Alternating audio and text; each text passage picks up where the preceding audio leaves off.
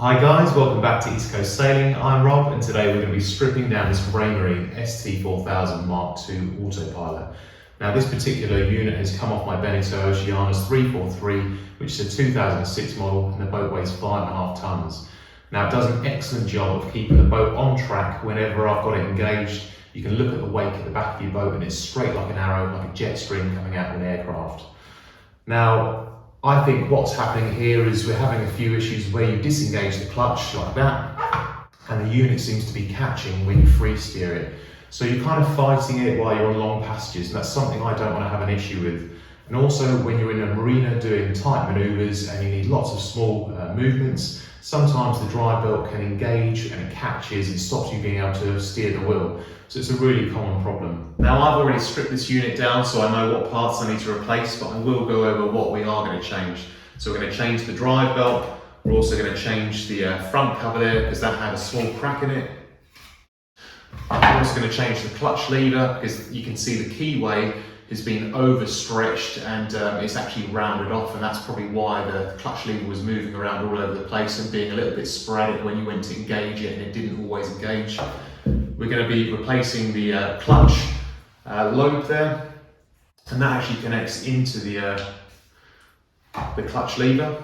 And also a really common problem is when people go to unscrew this electrical motor without undoing this top collet, what will happen is when they twist the motor around, the wires will just start spinning around and then they'll eventually pull out here. So I'm going to show you how to repair that rather than having to buy a £50 pack with just a small electrical connector in it. Now the great thing about this job is it doesn't require any specialist knowledge, and this little Allen key will pretty much get you through every single job. Now I've got the drill here as well, just so I can re-drill out these electrical power terminals here so I can get some wire in there and re-solder a new positive and negative wire.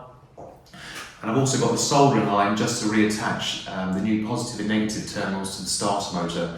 So if you have pulled them out, I've got you covered for pretty much every single job on this. It's also really important to understand some of these components because it gives you a good idea of what spares to carry on board, and they aren't very expensive. Now, all in all the new parts I've put on this unit today come to about £200, and if you were to buy a reconditioned unit, that's about £550, and if you were to buy it new, it's about £730. So a massive saving, and you learn lots of new skills in this. All the parts I'm installing today came from Solutions Marine in the UK. They came on time and they're a legit company and generally have the best prices. I've also included a blueprint of all the available parts that you can purchase. Now I know everyone's a bit trigger happy on YouTube and they want to skip to get to the good stuff, but please do not skip anything on this video. If you miss a couple of key steps such as this, you will damage the terminals and you create more work for yourself. Now to replace the drive belt or the drive belt clutch, you do not need to disconnect this motor, but it will make it easier lying the unit flat on its back when you go to take the steering wheel unit off. So to remove this electrical motor, you must hold the inner collet with something. Now don't pry on anything, we're just holding that in position so it doesn't round off, and then we're going to undo this top collet which holds the electrical connector to the body of the electrical motor. Now that's not spinning around, so we can just lift that off. Prise up the little rubber grommet there, and then push in this electrical connector, and we can start unspinning the motor, but make sure you hold this electrical connector. We do not want that spinning round.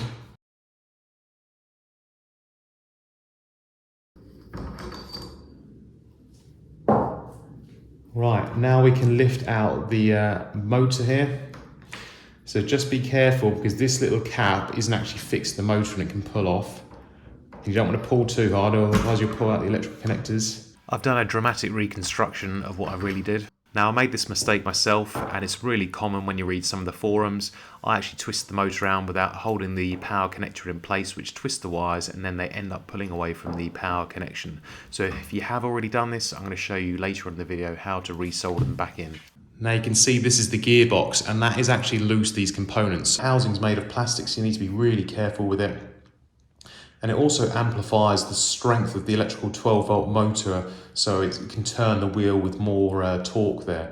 But that is actually an open unit there, so be careful when you flip that over, this doesn't come out, because you get lots of little cogs and drive units that will come out of there.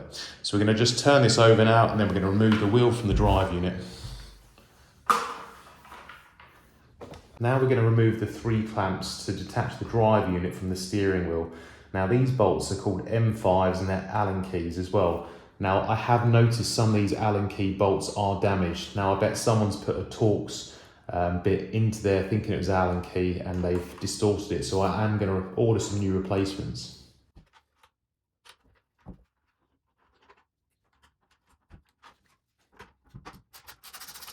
Now you'll notice that if you went on the Raymarine website, these normally contain a rubber insert, but because the spokes are quite thick on this steering wheel, they don't actually have the insert, otherwise they wouldn't fit over there.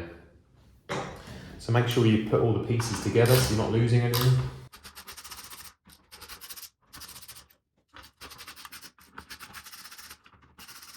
Right, now we can remove the steering wheel.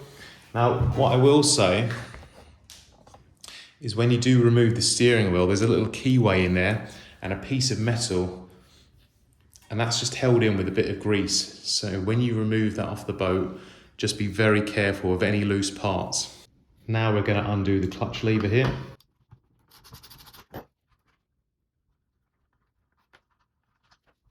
Now let me just compare the new one and the old one together. So can you see that it's all distorted on the old one there? So someone's definitely overturned this lever and it's actually kind of screwed up the inside there. So you see the new unit nice and clean and crisp there. So we won't be using that again. We're also going to disengage now the belt tensioner.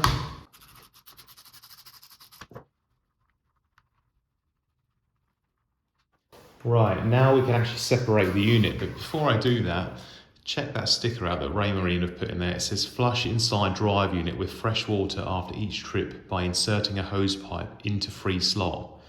Talking about that, who in their right mind would come in after a hard day sailing and flush this unit out? The only thing I'd flush was the gin and tonic down my neck. So now we can lift this unit apart. Now this is actually the new faceplate that I've already installed, because this is the old one here. And you can see that it actually contained quite a big crack. Now it's only cosmetic, and because of that sticker saying about flushing the unit out with fresh water, it doesn't actually do anything. But I did replace it because it's going to be on show in the cockpit, and you're staring at that for 14 hours, it'll soon get on your nerves. Right, now this is all the innards. Right, so we've stripped the unit down and you can see that we've exposed the drive belt cam lobe engagement there, as well as the belt tightening engagement lobe. So what we're going to do is undo these two little Allen key bolts there. We're going to lift up the unit and then we'll be able to change the drive belt.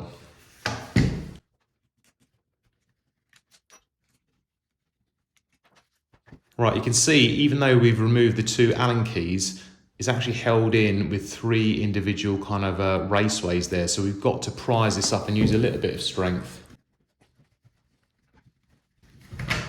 There we go, and that's the bracket that we've just taken off. Now you can see we've exposed the drive belt. So I've just temporarily put the clutch lever engagement mechanism there for the drive belt on, just to show you its operation, how it works. So you can see that the drive belt is disengaged, the lever's open, and if I go to close that by lifting the lever on, you can see the cam lobe comes round, puts pressure on the belt, which in turn connects the drive motor to the steering wheel. And that's what engages the auto tiller. Now you can see that on the other side you've got the belt tensioner.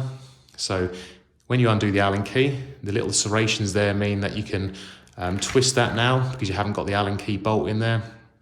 Now if I went round anti-clockwise and minus, that would increase the slack on the belt, and if I turned it clockwise like that, that would add tension to the belt. So I've just got it on the minimum because it's a brand new belt and I don't think there's going to be any problems because it's already tight on the minimum setting. So that's perfect. Now all that's left to do is to lift this up, take the drive belt out, which can be a little bit fiddly with my big sausage fingers.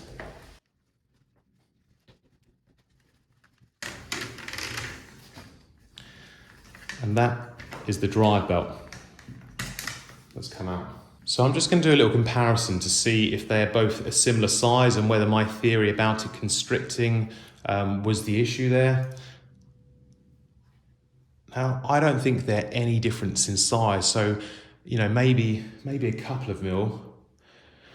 But what I think it is the actual old drive belts become so soft there. And what happens is when you release that tension, if it's too soft, it will still have its teeth engaged with the belt. Now, if you look at how rigid this is, when you disengage the clutch, it almost creates like a loop there. It's quite rigid, see? It doesn't move, whereas the other one, really soft. And that's what I think the issue is. So, old drive belt, let's get the new one back on and reassemble it. Now, while we've got the belt off, we can actually change the clutch and belt tensioning mechanism, and they literally just pull out really easily. So we're just going to take the handle back off again, and that pops out just like that. And you can see there's like a little stop there as well. So this unit has to go back in.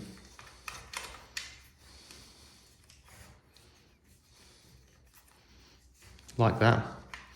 And you can see the stop mechanism there. So that's it, fully open there. The cam lobe's open, and that's it closed. And you can't extend it any more than that because you've got that little bit of plastic sticking out. We're also going to look at the tensioner there. So to remove the tensioner, we'll just take this out. So we've got to remove the Allen key bolt there. You might need to just give this a little wiggle.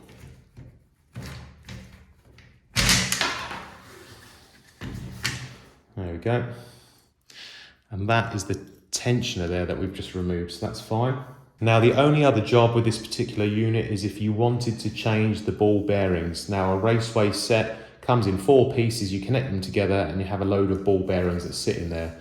Now, there's no mechanical fixings to keep this in place. All you have to do is pull this really hard up, and the ball bearings are trapped between the lip of this plastic cover here, as well as the inner raceway. I'm not going to do it because I don't need to change the bearings. You can see they're moving really nicely there, no issues at all. To be fair, I actually just noticed like a little stress crack there, so I might need to replace the actual bearing raceway as well. I'll put it back on the boat as it is, but all those parts, they're on quite a long lead-in. And if you do need to remove this particular gearbox or the drive belt pulley there, all you have to do is take the bearing raceway out, and then that literally just pushes through there, okay? And then you can remove that unit. One thing I will say is do not get oil on this belt. It will perish it. It'll also affect its elasticity, and it will also probably make it too soft because we want that rigidity to keep that off the drive unit when we disengage the drive belt. Right, we're going to reassemble everything now. So we're going to put this belt back on. We're going to open up the clutch mechanism there.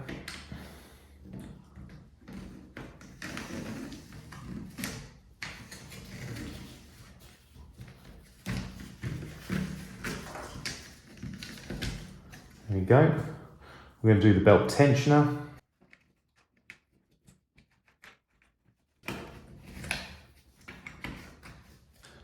So you can see that there's like a little locking mechanism there, so this tensioner can never go past that point there, so it's really important that you put that in the right way up. So now all that's left to do is to put on the bracket. We're just going to put this keyway back in. So now we're just going to retighten these short stubby M5 bolts back in.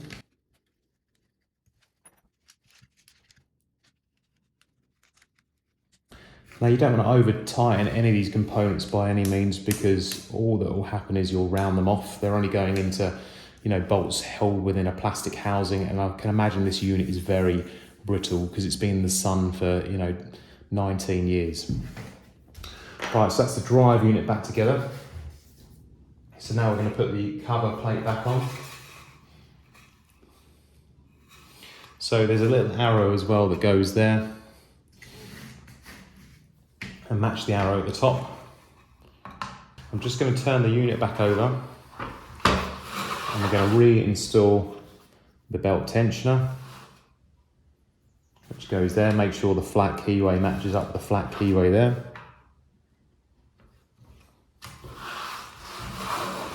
Now when we do tighten this belt, we want to make sure it's on the minimum setting, because I feel like this unit has got a very tight belt anyway. So I'm going to tighten this down.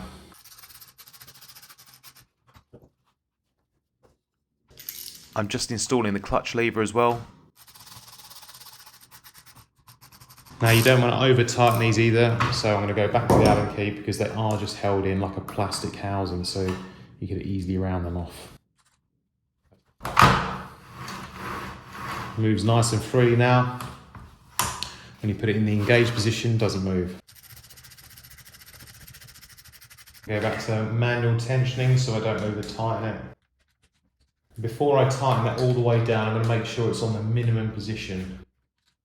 And to be able to adjust it, you actually have to undo this Allen key because you can see there's lots of little serrations around there which clamp down once you tighten that Allen key up. That's on the minimum setting. Now I'm going to tighten it up. Right, all that's left to do is to put the wheel cover and the clamps back on. So we're going to match up the arrow way that's on the top there with the arrow that's there. Now I did have to drill this out on the new cover plate that I actually got, and it's got numbers there. It tells you how many spokes. So if your steering wheel's got 6 spokes or 3 spokes or 8 spokes or 4 spokes, it tells you which ones you'll need to drill out in order to fit it. But I just copied my old pattern anyway. I just overlaid them like a template and go, right, what holes do I need? Just gonna match these 2 holes up there. Make sure you can see them before you go clicking into position. So they're all nice and visible. Just press them down. Now all we need to do is to put the wheel back on the table and put the clamps back on. So you can see that the tape already marks on the wheel where the positions were roughly. So we'll get these in a very rough position, trying to just get a couple of threads in. Now you don't want to bed these all the way down because you're going to probably have to adjust them to get the centre point because it won't be exact.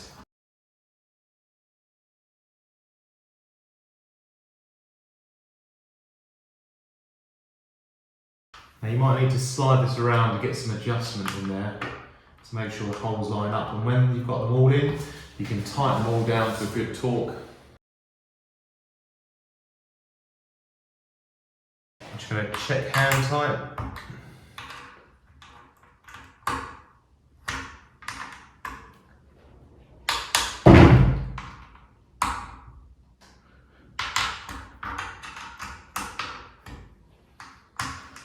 Backing them off a tiny bit just in case I did it with the ratchet.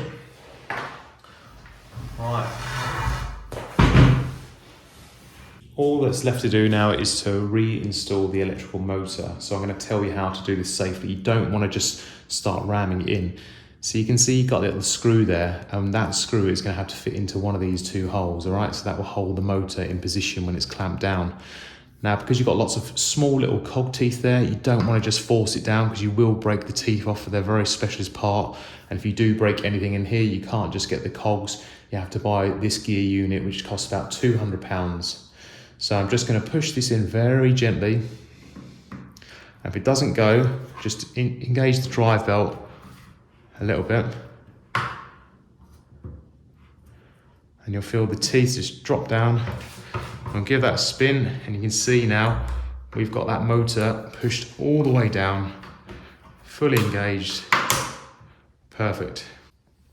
Right, now we're going to lightly poke the housing over. So we've got the cover cap, we've got the washer that goes on top, we've got the electrical connector there, we've got the little rubber grommet. Now we're just going to place this over lightly until we can get that electrical connector poking out. There we go, lovely. So we're going to screw the housing down, but holding the electrical connector because we do not want that rotating and pulling the wires out.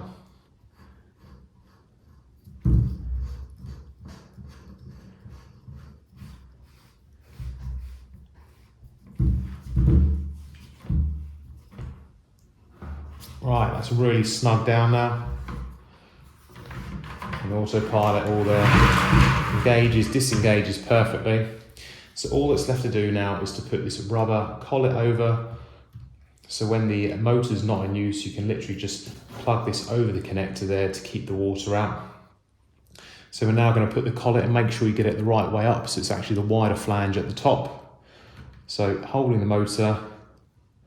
Right, now we do not want this top one spinning again, so we're just going to hold that with a little flat-headed screwdriver while we twist this around and around.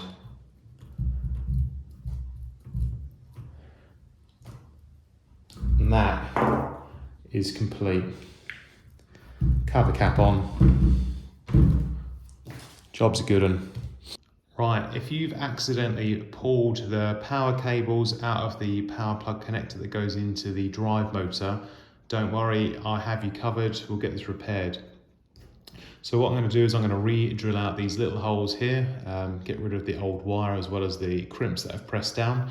So you're going to need to hold the actual power plug terminals with a pair of small pliers just to stop them spinning around when you drill them out. So we're just going to do the right one.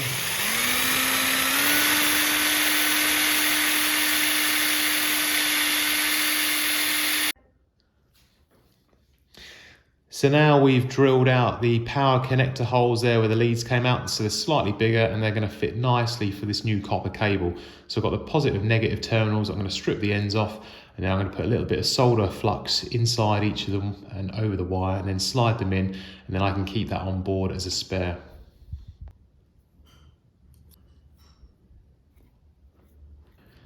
So now we're going to just see if the positive one's going to fit in there nicely. So now we've got the solder kind of filled into the wire connector there. We're just going to heat the positive cable up and pop that in. We're going to fill up the negative terminal connector there with some solder.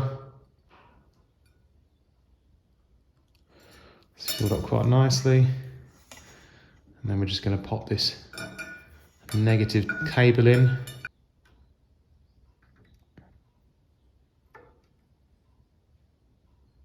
So now we're going to slide the positive heat shrink tube over the positive wire there, red on red. Slide that all the way down over the terminals there. Do the same again for black.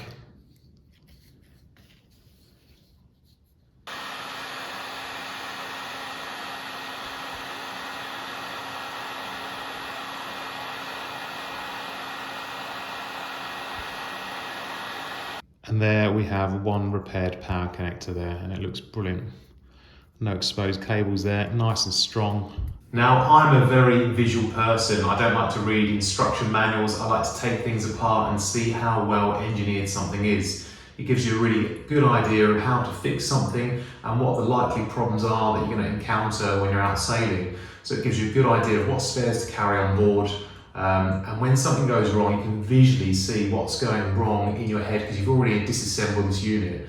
I think it's really important to know everything about your boat because no one's going to be able to help fix something when it's out in the middle of the sea.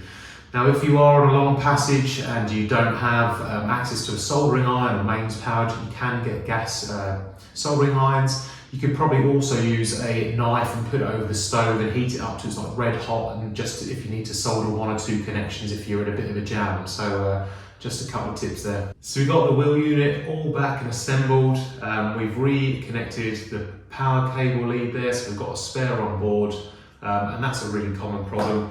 So we've got all these other parts here, and I'm going to do what any other dad would do. I'm going to put them into a box, put them in the garage, and maybe I might need them one day in 20 years' time. Thank you for watching, and if you've enjoyed today's video, please hit the like button, subscribe to the channel, because there's going to be plenty more maintenance videos and lots of savings coming up with parts that I've found. Thanks for watching East Coast Sailing, and if you've enjoyed today's episode, please hit the like button, subscribe to the channel, and turn on notifications to get the latest videos.